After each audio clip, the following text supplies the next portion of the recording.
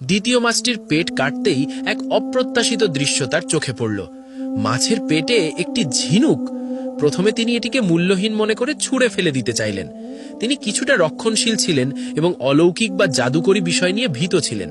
তার মনে হলো এটি হয়তো কোনো অশুভ লক্ষণ, কিন্তু কি যেন এক অদৃশ্য শক্তি তাকে থামিয়ে দিল। তার মন তাকে বলল, আল্লাহর সৃষ্টিতে কোনো কিছুই মূল্যহীন নয়। তিনি ঝিনুকটি একপাশে রেখে মাছগুলো কেটে ধোয়ার জন্য নিয়ে গেলেন। মাছ ধুয়ে ফিরে এসে জয়নাব যখন ঝিনুকটির দিকে তাকালেন, তিনি হতবাক হয়ে গেলেন। যে ঝিনুকটি তিনি ফেলে দিতে চাইছিলেন সেটির মুখ খোলা, আর তার ভেতরে জলজল করছে 5টি অমূল্য মুক্তা।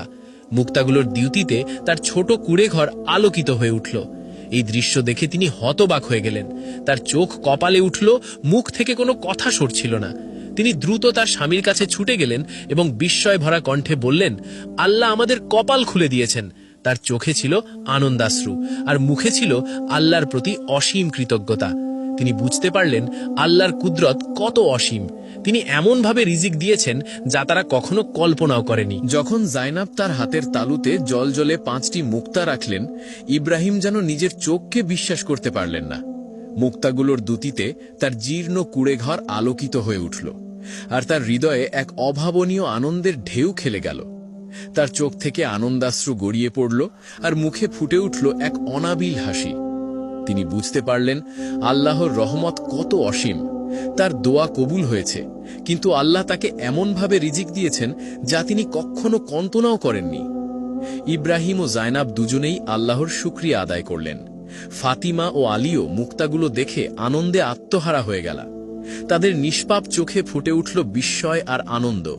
তারা বুঝতে পারল তাদের বাবা মায়ের ধৈর্য এবং আল্লাহর প্রতি তাদের অটল বিশ্বাস বৃথা যায়নি। এই মুক্তাগুলো শুধু তাদের আর্থিক সচ্ছলতাই আনেনি, বরং তাদের ঈমানকে আরো সুদৃঢ় করেছে। তারা উপলব্ধি করল আল্লাহ তাআলা তার বান্দাদের কখনো নিরাশ করেন না, বরং অপ্রত্যাশিত উপায়ে তাদের সাহায্য করেন। পরের দিন সকালে ইব্রাহিম মুক্তাগুলো নিয়ে শহরের দিকে রওনা হলেন। তার মনে ছিল না কোনো ভয় বা সংশয়, শুধু ছিল আল্লাহর প্রতি অগাধ বিশ্বাস আর কৃতজ্ঞতা। শহরে পৌঁছে তিনি একজন জহুরির দোকানে গেলেন। জহুরি মুক্তাগুলো দেখে অবাক হয়ে গেলেন। এমন অমূল্য মুক্তা তিনি তার জীবনে খুব কমই দেখেছেন। তিনি ইব্রাহিমকে মুক্তাগুলোর ন্যায্য মূল্য দিলেন, যা তাদের সারা জীবনের অভাব দূর করার জন্য যথেষ্ট ছিল।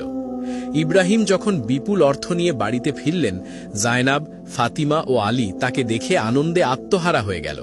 তাদের চোখে মুখে ফুটে উঠল এক নতুন জীবনের স্বপ্ন। ইব্রাহিম আল্লাহর প্রতি কৃতজ্ঞতা প্রকাশ করলেন এবং তার পরিবারকে নিয়ে শুকরিয়া আদায় করলেন। তারা বুঝতে পারল এই সম্পদ আল্লাহর পক্ষ থেকে এক আমানত, যা তাদের সঠিক পথে ব্যয় করতে হবে। এই ঘটনা তাদের জীবনে এক নতুন দিগন্ত উন্মোচন করল।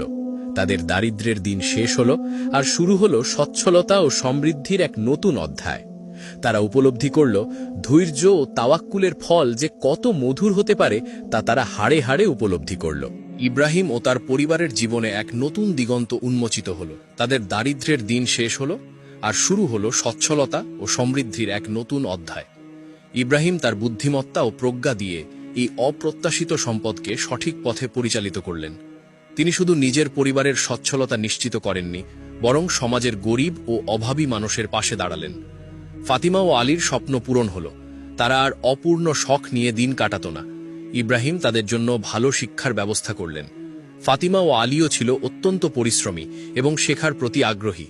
তারা মন দিয়ে পড়াশোনা করত এবং তাদের বাবা মায়ের দেখানো পথে চলত। ইব্রাহিম তার বুদ্ধিমত্তা ও প্রজ্ঞার কারণে সমাজে সম্মানিত হলেন। তার সততা ও ন্যায়পরায়ণতা তাকে এতটাই জনপ্রিয় করে তুলল যে একসময় তিনি রাজ্যের প্রধান উপদেষ্টায় পরিণত হলেন।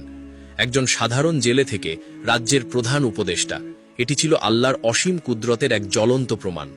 ইব্রাহিম ও জাইনাব তাদের সম্পদ আল্লাহর পথে ব্যয় করতে শুরু করলেন।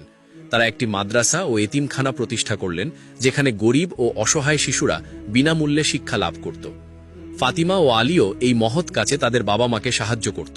তারা বুঝতে পারল প্রকৃত সুখ সম্পদে নয়, বরং আল্লাহর সন্তুষ্টি এবং মানুষের সেবায় নিহিত। ইব্রাহিম ও জাইনাব তাদের সন্তানদের এবং সমাজের মানুষকে আল্লাহর উপর ভরসা, ধৈর্য ও কৃতজ্ঞতার শিক্ষা দিতেন। তারা বলতেন, আল্লাহ কখনো তার বান্দাকে হতাশ করেন না। তিনি এমনভাবে রিজিক দেন যা মানুষ কল্পনাও করতে পারে না। আমাদের শুধু ধৈর্য ধারণ করতে হবে এবং আল্লাহর উপর পূর্ণ তাওয়াক্কুল রাখতে হবে। তারা তাদের জীবনের গল্প বলে মানুষকে অনুপ্রাণিত করতেন। তাদের গল্প ছিল ঈমান, তাকওয়া, ধৈর্য এবং আল্লাহর অসীম কুদরতের এক অবিস্মরণীয় দৃষ্টান্ত। এই গল্পটি শুধু ইব্রাহিম ও তার পরিবারের সচ্ছলতার গল্প ছিল না, এটি ছিল আল্লাহর প্রতি অবিচল বিশ্বাস, চরম বিপদেও ধৈর্য ধারণ এবং আল্লাহর উপর পূর্ণ তাওয়াক্কুলের এক মহাকাব্যিক উপাখ্যান।